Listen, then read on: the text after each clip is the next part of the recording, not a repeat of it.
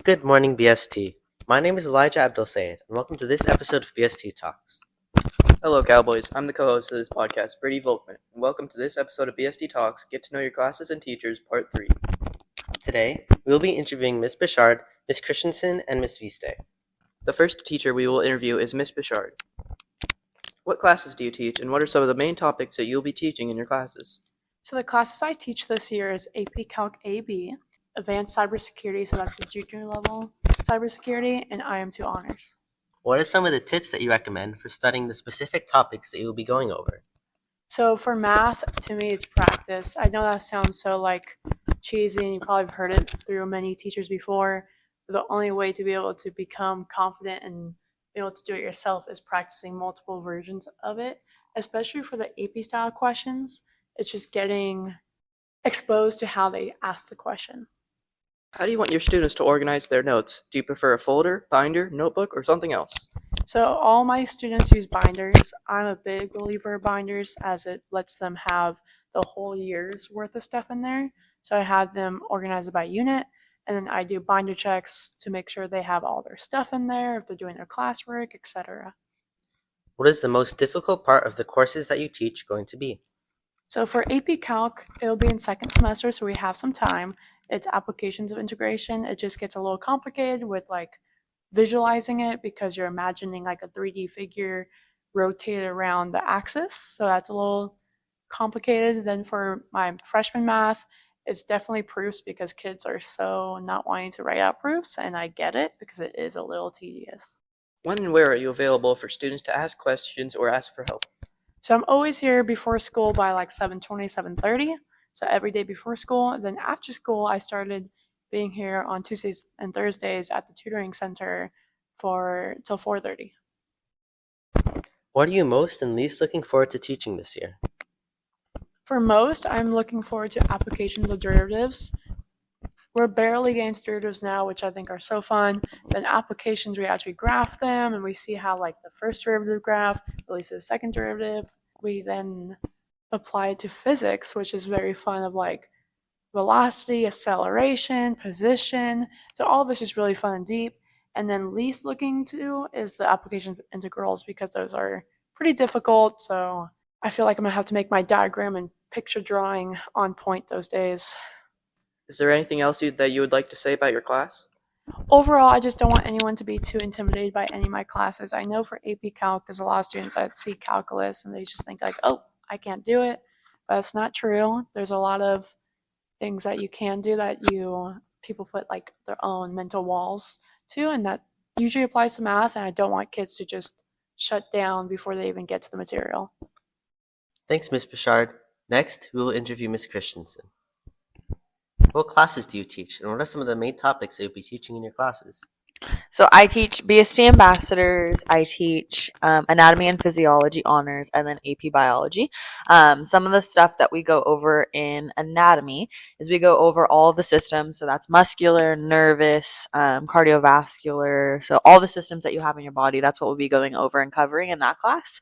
And then for AP Bio, we cover topics like ecology, natural selection, chemistry of life, and then my favorite is DNA and RNA. What are some tips that you recommend for studying the specific topics that you'll be going over? So probably for anatomy, it's a lot of memory-based learning. So I do recommend if you are studying to come into my classroom maybe after school or before school or during lunch to help study with the models that I have in my classroom.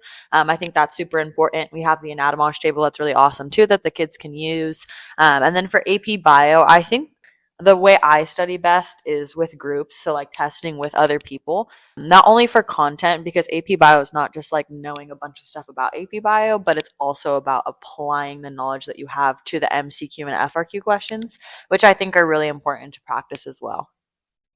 How do you want your students to organize their notes? Do you prefer a folder, binder, notebook, or something else? Yeah, so I give my anatomy students a digital notebook, so they have digital notes that they have already. And then for AP Bio, I also give them paper notes. So they have them all together. They just have to keep them in a really safe place and don't lose them because obviously those are important for the end of the year to go over before the AP exam. What is the most difficult part of the courses that you teach going to be? For anatomy, I would say the most difficult topic would be, for the students usually, is bones or arteries and veins, and also muscles. I think those are like the hardest ones just because there's a lot of memory that you guys have to remember for that unit.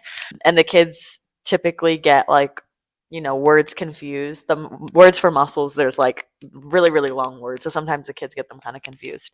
And then for AP Bio, the hardest unit that the students really have a hard time with is probably cell respiration and photosynthesis. They typically have a little bit of a hard time with it. When and where are you available for students to ask questions or ask for help? Always. I'm always available. In class for sure, always, right? But then also before school, after school, and during lunch, I always tell the kids that I'm available whenever they need me for questions or for extra help. They just have to let me know ahead of time, and I'm there. What are you most and least looking forward to teaching this year? Most looking forward to, in anatomy, I do really like the bones. Anything with the skeletal system, that one's always a really fun unit because in my anatomy class, we actually take patients and we look at them every unit we have. So that one is always really exciting. And then also I love teaching about the bones. And then and the dissections, sorry, before I move on, the dissections are really fun too.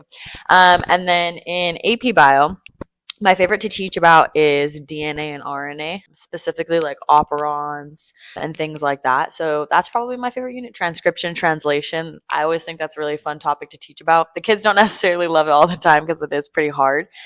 But I like to see the students like have that like clicking moment where they're like, oh, I understand that. So although it's a difficult topic, I really do love talking about DNA. So that would probably be my favorite. My least favorite.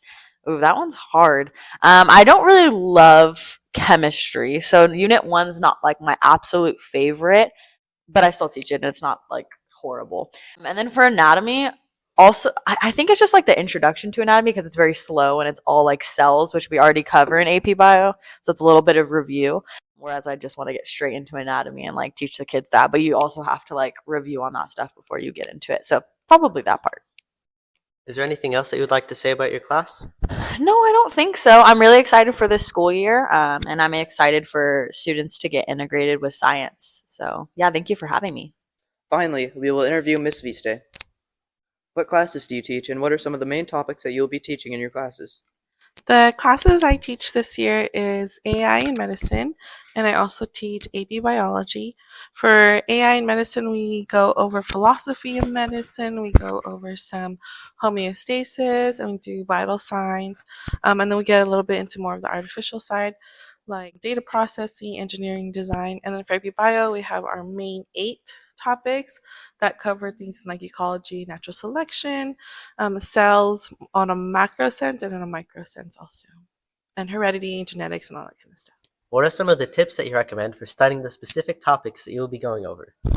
Some of the tips that I recommend will be just making sure that you're on top of your work, but also getting a lot of practice in for both classes. So knowing the content is one thing, but being able to practice it and seeing it in test questions or seeing it being applied to real life stuff is what would really work for the class.